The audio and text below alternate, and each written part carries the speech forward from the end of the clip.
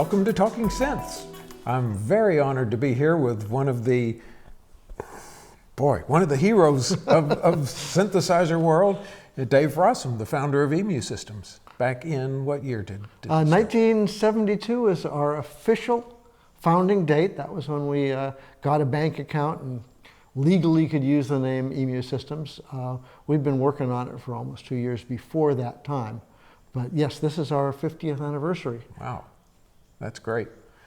Can you tell us how you got into designing synthesizers? And what background you came from? Because you're not a musician. You came at it from more of a technical background, but your degree is in biology, right? Right, yeah. Right. And it's a very complicated story, and there's family history involved in it and things like this. That my brother is quite a talented musician. John would have been in the Jefferson Airplane if he hadn't gotten drafted. He was playing with Jorma Kaukonen and Paul Kantner. Wow. About that time. My dad was a scientist, and Dad was brought up, he was told that his father was a musician and a drunk, and that was why he was being raised by a single mom.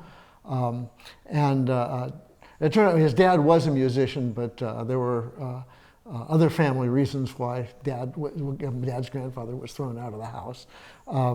At any rate, so Dad, as a result of that association, didn't like music, and being the scientist kid and wanting to please my chemist father, I had to pretend I didn't like music, even though I was fascinated by it.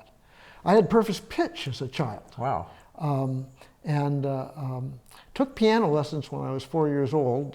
Sort of insisted on it because my big brother was taking piano lessons, and my parents said I was too young, and they were right, I was, because I couldn't take the discipline of it. And after that, I had this weird love-hate relationship with music.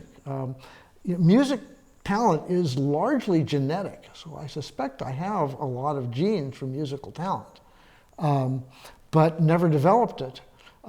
But when the genes are there, they show up in these weird ways.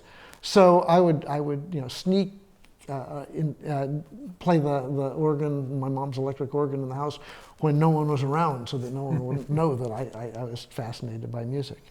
At any rate, when at Caltech, I came planning to major in chemistry like my dad. I got seduced by the dark force and declared my major as physics. Discovered I couldn't do the math for quantum physics, and that biology was a much different science at Caltech than it was at high school. And got interested in biology, specifically wanting to use computers in the biological sciences, which is commonplace now, but in 1968, 69, that was a pretty radical idea. Yeah, very different. So I majored in biology with a minor in computer science, went up to UC Santa Cruz, and I had some friends then at Caltech that were interested in synthesizers, so when my graduate advisor at UC Santa Cruz introduced me to the Moog Model 12, that they just opened the box at the College 5, I was helping them unpack it, and it just clicked. I was teaching the music students how to use the synthesizer the first day they had it. Wow. And dropped out of grad school to design synthesizers because it was so interesting. What's interesting to me is you're telling your story, and I'm thinking, well, my dad was a scientist. Wait, my dad was a chemist. Wait, my dad didn't really want me to go into music either. Some interesting parallels. Yeah. And so, do you feel like your biology slant in any way influenced the way you design synthesizers? I mean, I certainly think so, particularly back in, I would get asked that question sometimes back in the 70s when I was doing modular and analog synth design more.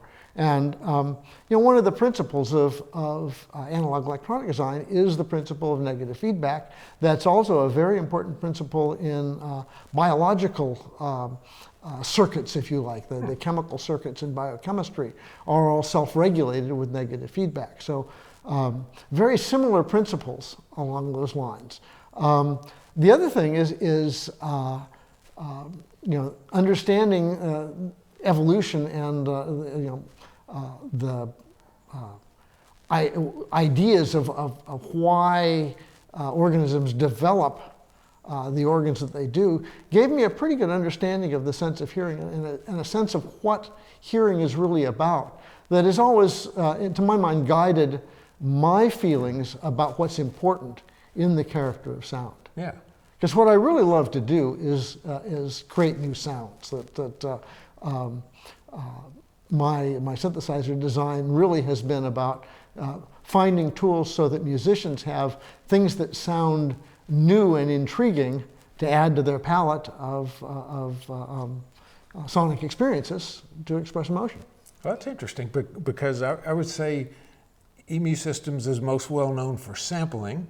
So taking a sound that already exists and playing it back, and yet you're saying you like the aspect of creating new sounds, which I think synthesizers are wonderful at that. But samplers, of course, are too. Yeah. You can mangle things, and so did you spend a lot of time creating sounds on the things that you built, or were you more the electronics end of it and then say, okay, you guys go make some noises with them? I mean, certainly, I particularly in the modular days, we spent a fair amount of time just fiddling around with the modular synthesizer. We'd take it to parties and things like that in the 70s, and it was most fun when we took it to parties that there were kids at the parties, because the kids were unafraid to just turn the knobs and put in the patch cords and things like that. Adults were always afraid they'd break it. Yeah, in those days I played around a lot with modular sounds and so on. As EMU got to be a bigger company and the job got to be more compartmentalized, I've spent less time doing that, but the time that I do spend doing it, I very much enjoy. So at my next birthday party, would you bring an EMU modular over? I'd have to find time to get mine working again. I haven't powered it up in a number of years. So, so you and Scott Wedge hooked up and created EMU, and I'm kind of amazed that you both kind of came in it as newbies, in a way, and that took some gumption, and then you created this company that was very successful and changed the face of music. Yeah, one of the things that nobody told us it was impossible, so we did it anyway. Actually, that's been a long time joke. Is that EMU was born in the early 70s. There was a depression going on, or not a depression, but a recession going on. Yeah. And it wasn't a good time to start a company. We did it anyway. We didn't know what a recession was. Yeah. So, but yeah, as the company grew, we got more and more musicians, and that made it more fun too. Musicians are fun to hang with. Yeah, exactly. Yeah. And one of your most successful products from a cult basis, point of view, is the SP drum machines, SP12 and SP1200. Did you ever dream they would be revered like they are? Of course not. And that's what makes it so darn delightful. That many times in my career, I've said that what makes me the happiest is when someone takes an instrument I've designed and does something with it that I never would have thought was the case. And particularly with the SP1200 and its association with hip hop and rap, I think it's really cool. To have been an inspiration to people that their lives are so foreign to mine to begin with, and then to be able to have them express the poetry of their lives in the words and sounds that are meaningful to them, and assist them in that. I think that's probably the thing I'm most proud of in my whole career. Yeah, that's really nice. You're talking about hip hop and that sort of production. So much of that is doing things, quote, wrong in a technical sense, like guitar distortion or something. Right. And that's kind of really a neat aspect of creating music. And do you, as an engineer, Well, obviously you don't take issue with people doing things, quote, wrong with your gear, because it opens up so many new avenues. No, in fact, in my current life, in addition to having Rossum Electro-Music, I'm working with Sound Semiconductor, SSI, recreating the SSM chips, and working with my longtime friend Derek Bowers. And Derek is a way better IC engineer than I am, but we have a lot of fun together. And Derek is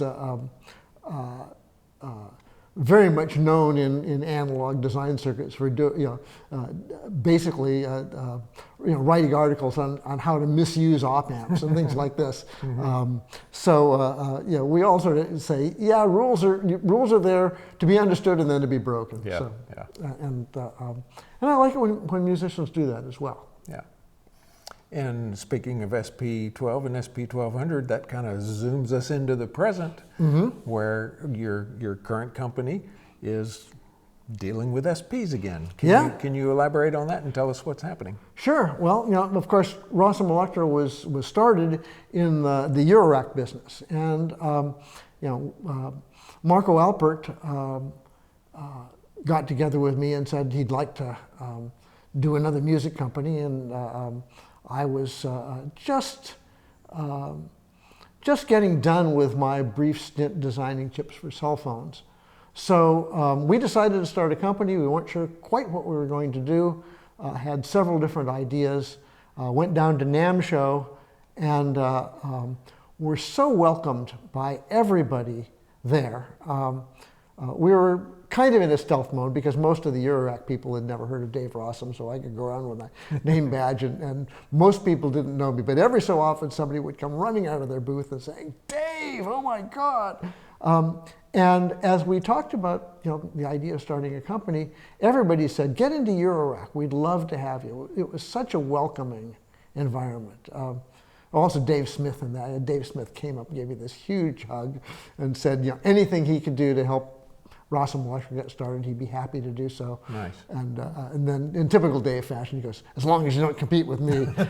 And then he lets out the big laugh and says, "Of course, I'm kidding on that. It'd be fun to compete with each other again." So Dave's been great about that. But that's why we went into Eurorack, was because it was so welcoming, and it was an easy step to take to get into that. But since we opened our doors, we received an email or more every week saying, "When are you going to reissue the SP1200?" And so it's been on our list for a long time, but it took us quite a while to figure out what we wanted to do. And we finally figured out that what we felt really the first step should be is a real recreation, a real reissue of the original product. Now, there's some things that had to get changed, but that was what we chose to do. I'm somewhat apologetic that it's expensive, but in order to do what we set out to do, which was really recreate it, it was by no means anything close to the cheapest way to do it. And once you've decided to make something that's going to be somewhat expensive, you might as well just go ahead and make it as high quality as you can. So. I do apologize to people who want a cheaper SP1200, and I know you're out there. I know that's what you want.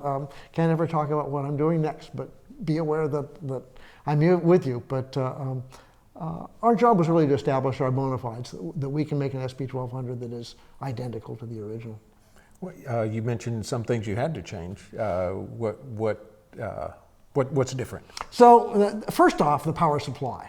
You used to be able to cook an egg on the back of the early SP12s and some of the SP1200s. Eventually, the later ones had a switching power supply in them, at least, so that you couldn't. Your egg would have to be soft boiled instead of hard boiled if you did those. So that had to be completely redesigned. Plus, there's safety considerations, things like that. Second thing, of course, the new environmental regulations, ROHS and so on, have to comply with all of those. That meant we had to change a few things like that.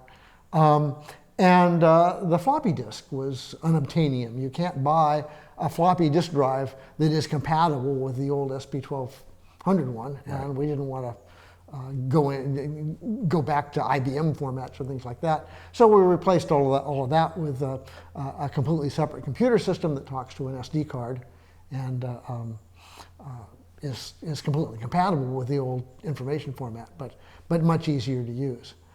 So those are the really big changes. We've made added a couple of features and things like that we felt were completely compatible with the original design. Oh, and the other fun thing, the original SP12 design, that sound engine, had a 20-bit address space. So we only filled that halfway with the SP1200. So we decided, since we were having the memory chips, for example, we couldn't use the same memory chips.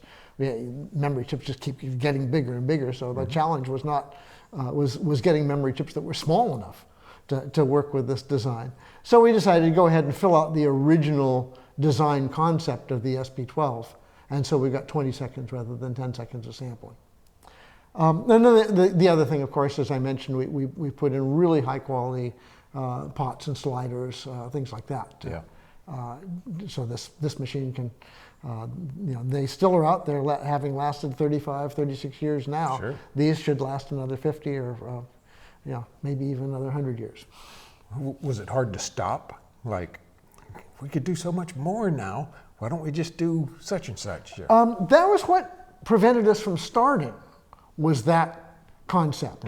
And so it was really when we decided, no, we're going to be as true to the original, because we didn't want to add feature and add feature and add feature. It was just, there were a few things that we could say quite precisely, these are appropriate things to add. Yeah. And it was very easy to draw the line once we defined it as a recreation of the vintage instrument. Yeah, and the extra sampling time seems like, okay, that's very appropriate. You can always stop at 8 seconds if you like, or you can keep going a little more. Yeah. Yeah, nice. Go ahead.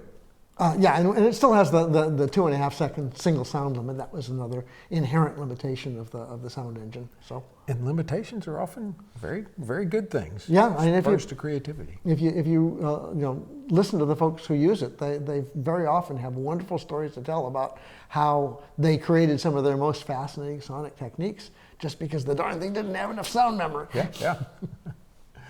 Tell us a little more about what you're doing in the Eurorack world.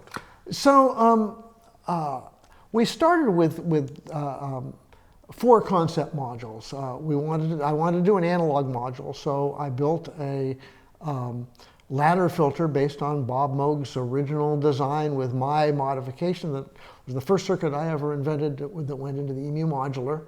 And then added some nice fun twists on that, being able to vary the number of poles dynamically, varying the drive and things like that, and then put the playful name Evolution on that product.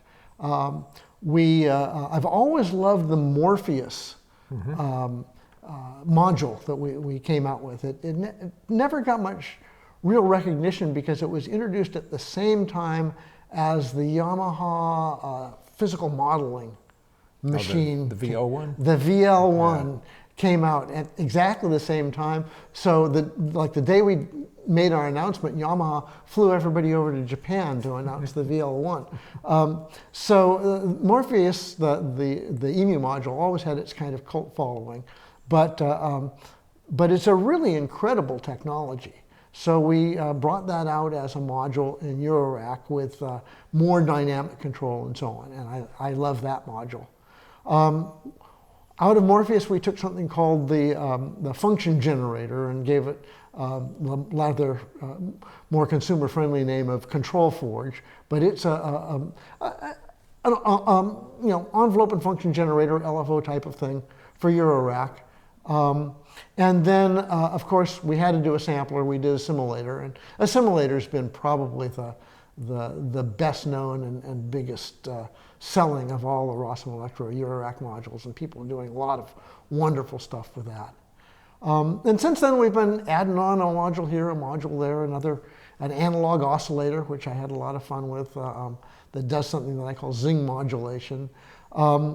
Another crazy idea. We know that John Chowning invented through zero FM oscillators that were the beginning of Yamaha FM, and Don Buchla, having been told by John Chowning this is something that you could never do analog. Don Buchla designing the complex oscillator in the electric music box that had through zero analog oscillation. I decided with what's called the Linnaeus filter to do a through zero filter. It's a state variable filter, but you can take the frequency into negative frequency space, which is exactly analogous to what Chowning did with oscillators. And it's another really interesting sound. It's a lot of fun. That module also hasn't gotten a whole lot of popularity, but I think as people explore it, they're going to discover there's really interesting gold to be mined in the timbre space there. Yeah. And what is a Zing modulator? A Zing modulator, it's basically a similar idea to a ring modulator, but you couple it in with synchronizing the oscillators. Normally when you do ring modulation, you get some in different frequencies. Mm-hmm. It's kind of clangorous bell sounds or science fiction, or old time AM radio tunings. It's more a sound effect than a timbral effect. But if you force the oscillators that are being ring modulated to be synchronous with hard sync to each other, then that forces all of these harmonics, all these sidebands, they now have to be synchronous with the original pitch. And you now get a completely consistent pitch sound, but with an incredibly complex timbre.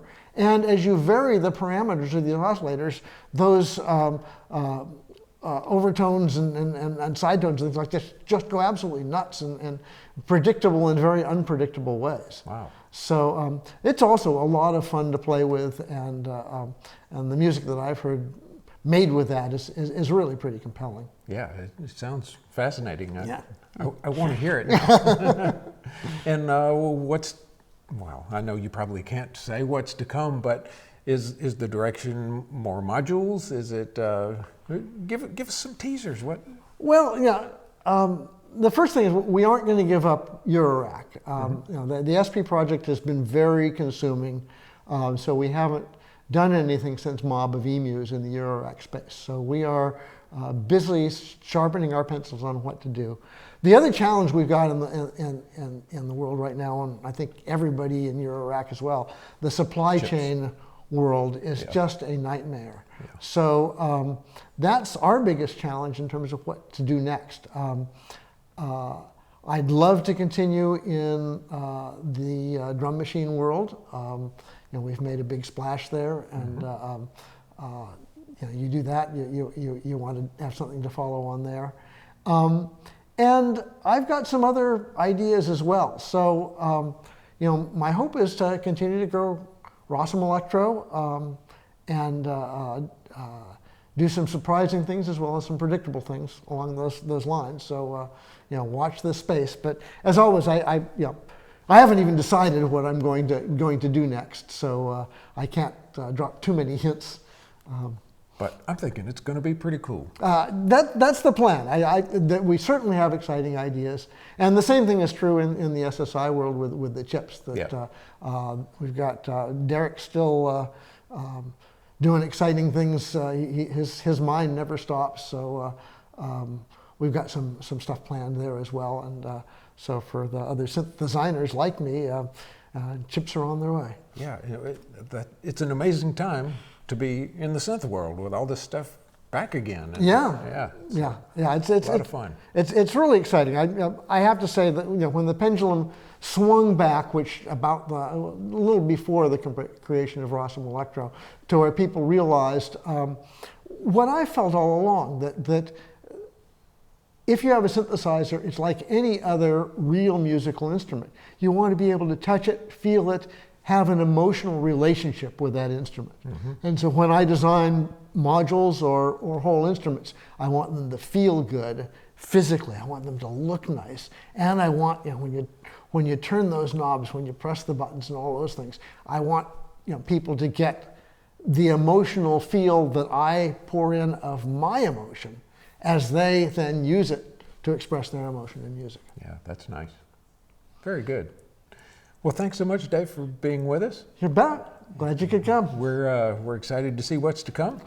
So am I. And, I'm sure all you people will be as well.